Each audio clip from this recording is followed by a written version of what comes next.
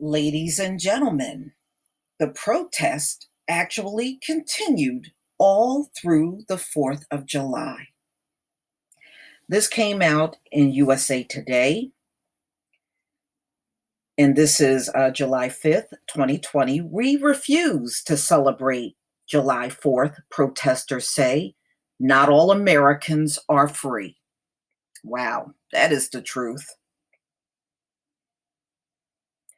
Not all Americans are kicking back to watch fireworks to celebrate independence this holiday weekend.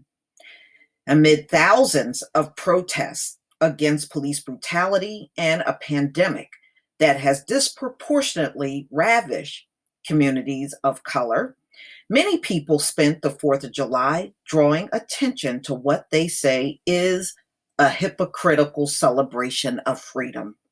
Protesters held rallies, marches, and sit ins Saturday in Chicago, Washington, D.C., Los Angeles, and more than a dozen other U.S. cities and towns. On Friday, protesters blocked a highway leading to Mount Rushmore, where President Donald Trump was scheduled to speak. Police used pepper spray and arrested the protesters who argued the land in which the monument lies on Black Hills was seized by the Lakota Sioux by the U.S. government in the 1800s. So it belonged originally to the Lakota Sioux tribe, and it was seized by the U.S. government in the 1800s. And that the Donald Trump administration opposes the interests of Native Americans and other minority groups. On Saturday, the nation capital, where Trump planned to host hundreds of people at the White House for music and fireworks, organizers led several demonstrations across the city. In 90-degree heat, dozens of veterans marched in support of Black Lives Matter near the National Mall. Some organizers camped out in tents along Black Lives Matter Plaza. Kerrigan Williams, co-founder of Freedom Fighters DC, helped lead the march through the city's northwest neighborhood. The Independence Day holiday doesn't really mean anything when Black people weren't free on the 4th. And those same liberties aren't afforded to us, said Williams, who has been co-organizing marches in the city for at least 3 weeks, while still marching for the same thing. So they're still out there marching for, police brutality and systematic racism, what they originally said they were doing back when George Floyd was killed.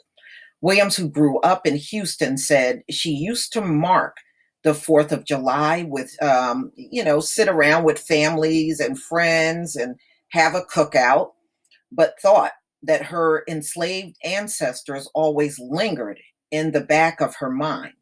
The family's real celebration, Williams said, was on Juneteenth, a holiday commemorating June 19th, 1865, when Galveston, Texas finally got the news that President Abraham Lincoln had freed enslaved people. Now, he didn't really free no damn body. I wish they would stop lying about that for real. He didn't free anybody. Okay, so enslaved people in rebel states 2.5 years earlier. Okay, we're honoring the lives that were lost to police brutality, but also the blind eye that America has to its injustice that face Black women like Breonna Taylor, Rekia Boyd, Aiyana Jones, who were fatally shot by police. This being the celebration of independence, life, liberty, and the pursuit of happiness. I'll be talking about how these are not things Black women have been given the space to celebrate. Their justice is still being considered.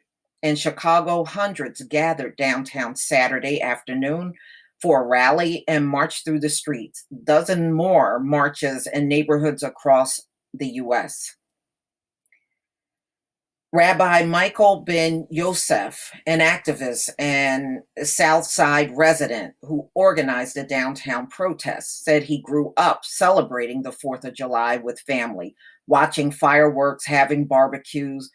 As he grew older, started his studies, experienced police brutality, and lost a nephew to gun violence, that all began to change.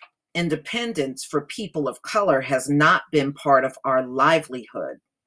We're constantly murdered, harassed because of police brutality all over the country. The concept of freedom doesn't seem to come to our doorstep, even though we've been here 400 years. We look at we look at as an abomination to recognize anything that comes within the 4th of July. All right. Wow.